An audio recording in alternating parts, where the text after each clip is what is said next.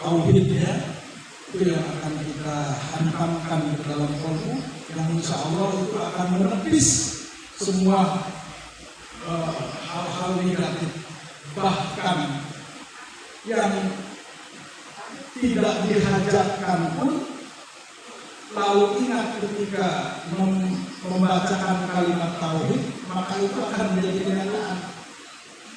Kalau ahli zikir, karena ahli zikir itu berusaha hatinya itu ta'aruf billah.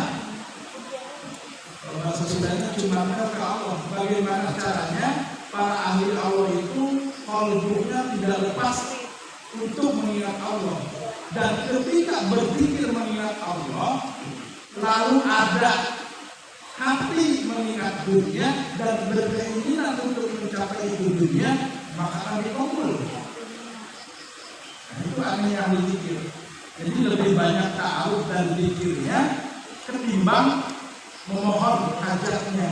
Padahal itu diperbolehkan. Terbersit saja di dalam qalbunya ada keinginan ketika, makanya jangan salah nih, daya tarik ahli-ahli zikir yang menggetarkan qalbunya, yang mengaktifkan rohaninya di dalam qalbu, lalu ingat persoalan, ingat hajat, itu dikabulkan. Padahal asal jangan berusaha mengingat sebenarnya. Karena kita manusiawi tidak terlepas dari kebutuhan, maka pasti itu akan sesekali ingat. Nah itu akan dikabul. Kita kasih contoh, kita kasih dikit, berusaha masuk ke ruangan Allah, berusaha ingat ikhlas kepada Allah, lalu ingat ya alamnya, ya, lalu ingat ya hajatnya, dikabul. Biasanya begitu. Jangan main dulu ke hajat, biar dunia dan akhiratnya tercapai. Menurut para alim ulama, menurut para ahli-ahli zikir, yang setiap zikir itu mengandung magnet. Maka jangan salah, godaan ahli-ahli zikir itu lawan iblis. Mantap. Hati-hati. Godaan ahli-ahli zikir itu adalah lawan iblis. Nanti luar biasa kalau bisa mengendalikannya. Asal benar-benar mengaktifkan qalbunya, sehingga ketika itu aktif lalu ada rasa dan ingin, maka akan tercapai itu semua keinginan dan rasanya karena bercampur dengan pengaktifan qalbu tadi. Hati, ya. Kenapa dibilang hati-hati? Ya. Jangan sampai salah niat. Tapi ya wajar manusia. Makanya Mbah Anom, Syekh Ahmad Sayyidullah, ketika tawasul tapi selalu dibacakan doa hajat agar benar-benar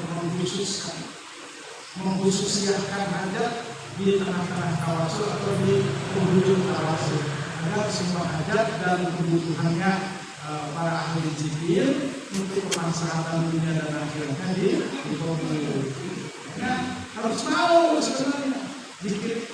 Kenapa sih katanya memperbesarkan sunat, sholat yang wajib itu ditunda atau dikesampingkan atau berleha-leha atau lalai? Sudah ada yang berkata seperti itu. Siapapun itu namanya pasti ada berkata seperti itu.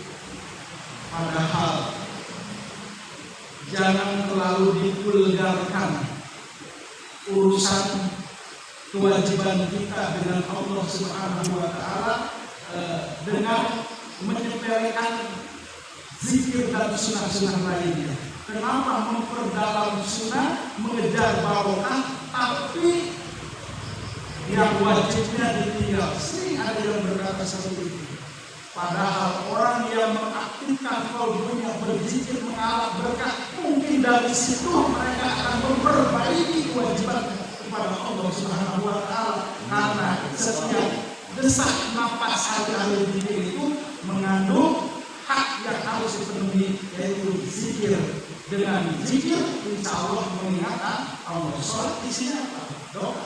Sholat isinya zikir. Maka itu kewajiban yang harus dipenuhi. Jangan dibanding-bandingkan antara sholat dengan sunnah-sunnah yang lain, karena itu akan sendirinya Allah perbaiki. Contoh, kita mau mengamalkan amalan yang diberikan oleh kiai, mau tidak kita beramal tanpa sholat wajib terlebih dahulu? Itu jangan terlalu dibahas, menyepelekan orang yang sedang belajar dekat dengan Allah, belajar zikir, belajar sunnah. Padahal dengan itu masa sih kita hanya zikir saja, masa sih kita ziarah wali aja, sholat tidak? Bukan begitu. Masa sih kita ketika berzikir ziarah kepada wali Allah tidak mengikuti akhlak dan sifat perilaku wali-wali Allah yang mantap ibadahnya kepada Allah, terutama yang wajibnya. Walaupun itu yang wajibnya tidak dipertontonkan, tidak diperlihatkan, karena orang yang sudah bermakom pangkat aulia itu tidak memperlihatkan ibadahnya. Betul tidak? Betul.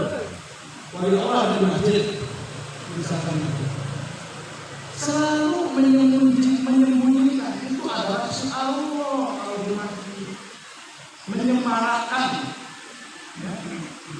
Allah, taklim seperti ini, menyemarakan si Allah. Jadi intinya harus seimbang antara kewajiban dan sunnah-sunnah yang lain. Orang melakukan sunnah walaupun belum sempurna melakukan kewajiban-kewajibannya, insya Allah Allah akan tuntun. Insya Allah akan memperbaiki semuanya. Termasuk adalah Allah akan memberikan cara menarik hamba untuk semakin dekat. Bukan hanya sholat wajib, sholat malam, sholat sunnah akan berlama-lama karena saking rindunya kepada Allah Subhanahu Wa Taala, bekas daripada zikir yang sering dilafadzkan. Jangan ada bahasa-bahasa seperti itu lagi. Pasti malu, ya. Karena untuk umum malu itu. Anak kalau semakin dekat pasti semakin menyembunyikan ibadahnya oleh Allah. Mau bertabaruk, mau jarah, mau sholat, mau ibadah sunnah seperti ini, otomatis lama kelamaan akan merapikan juga kewajiban-kewajibannya. Karena punya rasa malu. Karena Allah sudah lembutkan kolbunya melalui zikir itu, salah satu jalan menuju Allah Subhanahu wa Ta'ala. Ibu bapak saudara-saudara kaum muslimin rahimahullah yang dirahmati oleh Allah Subhanahu wa Ta'ala. Tadi ya sedikit ini terakhir, ternyata kemarin bukan bab kepemimpinan, ternyata masih ada. Di sini ada judulnya menyimpan rahasia. Penting menyimpan rahasia. Jadi kita bukan menggosip atau menceritakan aib orang lain. Ini sudah dipisahkan dari zaman Rasulullah pun. Baik itu kebaikan itu sudah tetap harus rahasia. Jadi kalau bahasa kerennya itu keep silent ya, jaga rahasia. Ya, kita harus belajar menjaga rahasia. Wan Abi Sa'id Al-Khudri, ini datangnya dari Abi Sa'id Al-Khudri. Kalau Rasulullah SAW, inna min asharin nas indallah, sesungguhnya orang yang paling hina di sisi Allah, manzilatan yaumil qiyamah, nanti pada hari kiamat, yaitu ar-rajula yuhdi ila imra'atihi wa tubdi ilai summa yang suruh sirroha. Artinya orang yang nanti paling hina di sisi Allah di yaumil qiyamah, salah satunya adalah laki-laki atau seseorang atau suami istri, ar-rajula yuhdi ila imra'atihi, suami istri yang menceritakan waktu diilai bersetubuhnya. Jadi diceritai urusan panjang. Ini halal nggak suami istri?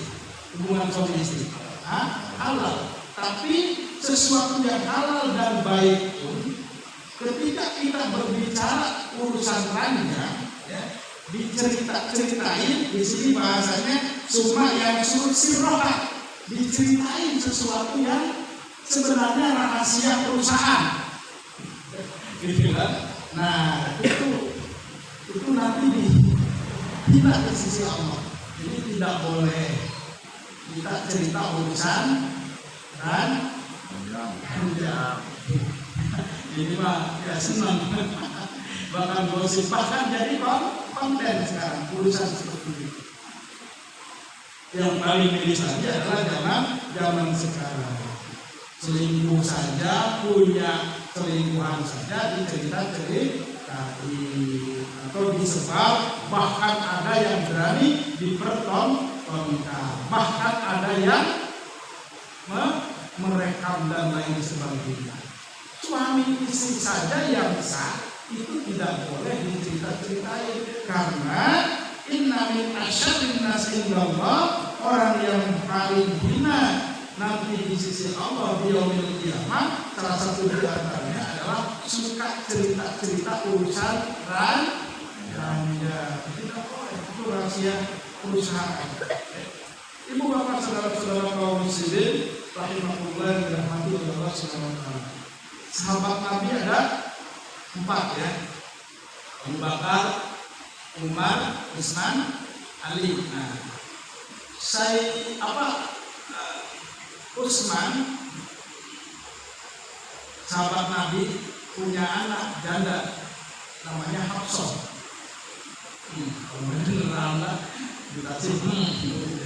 Nah, anaknya itu adalah Hafsah. Itu anak siapa? Anak Sayyidina anaknya Umar, ya, Sayyidina Umar. Anak Sayyidina Umar, Hafsah janda, ditawarin ke siapa? Ke Utsman. Kata Utsman atau Sayyidina Umar, mau nggak anak saya kepada Utsman? Ya. Kata Sayyidina Umar, kata Utsman, saya belum siap untuk menikah. Kata Sayyidina Utsman. Lalu ditawarkan lagi kepada Abu Bakar, sahabat yang pertama, maukah engkau melamar atau menikahi anak saya Hafsah, seorang janda kemarin, ya. Nah, lalu Sayyidina Abu Bakar diam, tidak menjawab. Diam. Makin tersinggung tidak Sayyidina Umar, nawari anaknya yang janda ke Sayyidina Utsman, tidak mau karena belum siap untuk menikah katanya. Sayyidina Abu Bakar malah tidak menjawab, bahkan diam. Lalu kemudian Rasulullah melamar dan menikahinya. Setelah dilamar dan dinikahi oleh Rasulullah, Hafsah ini dinikahi oleh Rasulullah. Lalu Abu Bakar mendatangi Sayyidina Umar. Kata Abu Bakar, kamu tersinggung ya saya diam? Iya, kenapa? Saya tawarin anak saya yang janda, kamu diam? Tidak mungkin saya itu sebenarnya menolaknya. Namanya ditawarin ya nggak mungkin. Kata siapa? Kata Sayyidina Abu Bakar, tidak mungkin saya ibaratnya menolaknya untuk ibaratnya menerima Hafsah. Kenapa? Karena Rasulullah sebelumnya suka menyebut Hafsah. Suka Rasulullah cinta kepada Hafsah, jadi pernah bercerita-cerita. Kenapa? Man ahabba sayyi kafiru dzikruhu. Barang siapa kalau senang kepada seseorang, senang kepada suatu barang, pasti selalu disebut. Betul tidak? Tandanya seseorang suka itu selalu disebut. Misalkan kasih itu ceritain dia kasih di mana mukanya, kasih pekerjaannya, kasih di suaranya, nyanyinya, terus setiap hari yang dicintai kasih. Ya. Nah Rasulullah pun sama pernah bercerita tentang hak absorb itu yang menjadikan Sayyidina Abu Bakar diam dan Utsman pun menolaknya untuk tidak menikahi Hafsah dengan alasan belum siap untuk menikah. Padahal Sayyidina Utsman dan Abu Bakar sangat menjaga rahasia, tidak langsung tokno, nggak mau karena sudah di Rasulullah sudah ngomong gitu, mau tidak, sudah diceritain. Ketika sudah menikah Rasulullah dengan Hafsah, baru dia bercerita bahwa Rasulullah selalu menyebut Hafsah. Jadi Sayyidina Umar sama Sayyidina Utsman sama Sayyidina Abu Bakar itu menyembunyikan, pintar menyembunyikan rahasia. Jadi kita harus sama seperti itu. Jangan terlalu vulgar untuk menceritakan apalagi itu aib orang lain. Satu lagi. Nanti kita zikirnya di zikir tauhid saja yang lebih memperdalam. Ini penting juga ya, ngaji. Ini dari Aisyah radhiyallahu anha. Aisyah itu kan istrinya Rasulullah. Ketika berkumpul dengan istri-istrinya yang lain, datanglah Siti Fatimah yang jalannya sama dan mirip dengan baginda Rasulullah anaknya sendiri, pasti mirip ya. Jadi waktu Siti Aisyah ini berkumpul dengan istri-istrinya, istri-istri Rasulullah dan yang lain, masuklah Sayyidatina Fatimah, masuk dengan jalannya yang seperti mirip Rasulullah. Nah, lalu disuruh Rasulullah dulu mau di kiri, mau di kanan duduk. Lalu ketika Sayyidatina Fatimah duduk, Rasulullah membisikkan kepada Sayyidatina Fatimah sehingga Fatimah menangis, dan lalu membisikkan lagi kepada Fatimah. Sayyidatina Fatimah tertawa. Jadi bisikan yang pertama Siti Fatimah itu menangis, bisikan yang kedua Siti Fatimah ketawa. Nah Siti Aisyah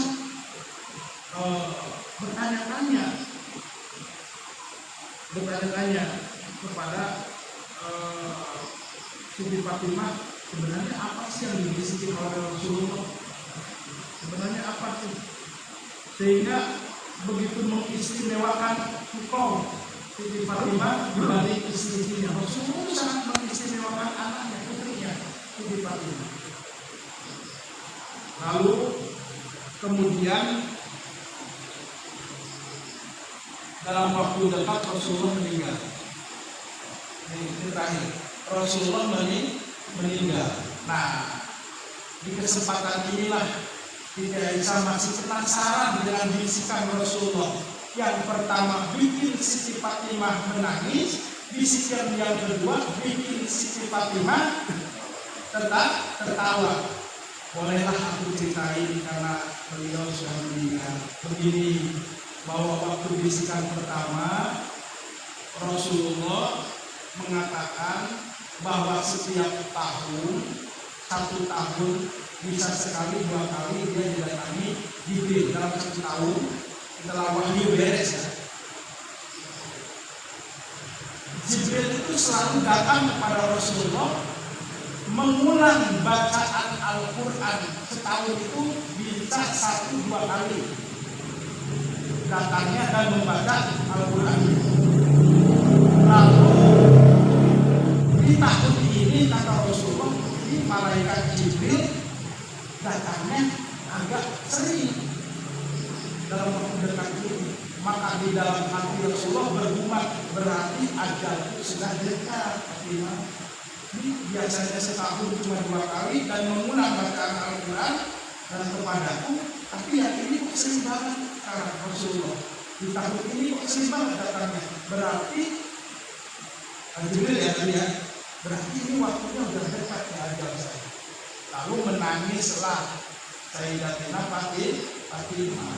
Lalu bisikan kedua yang membuat Siti Fatimah ketawa adalah di sini dijelaskan bahwa Rasulullah berbisik kepada Fatimah, ya Fatimah tu amal tardo antakuni fi sayyidat an-nisal mu'minin aw sayyidat an-nisa hadhil ummah. Apakah kamu tidak ridho menjadi penghulu surga? Ketawa. Jadi Siti Fatimah itu sudah diberitahu oleh Rasulullah bahwa beliaulah satu-satunya wanita fi sayyidatan nisal mukminin yang akan menjadi penghulu wanita-wanita yang lain di surga. Jadi orang yang nanti atau perempuan nanti masuk surga, penghulunya itu Sayyidatina Fatimah. Buktinya Rasulullah SAW itu yang membuat Siti Fatimah ketawa. Jadi yang pertama menangis karena diceritain Rasulullah sudah dekat penghulunya. Yang kedua Siti Fatimah ketawa karena Sayyidatina Fatimah akan menjadi penghulu wanita-wanita nanti di surga. Baru tahu cerita ini. Kemudian kita sekolah, walaupun ini kitab sudah masyhur, semua dikaji di seluruh pesantren, tapi dengan dikaji ya sedikit demi sedikit menjadi pengalaman dan pemahaman buat kita.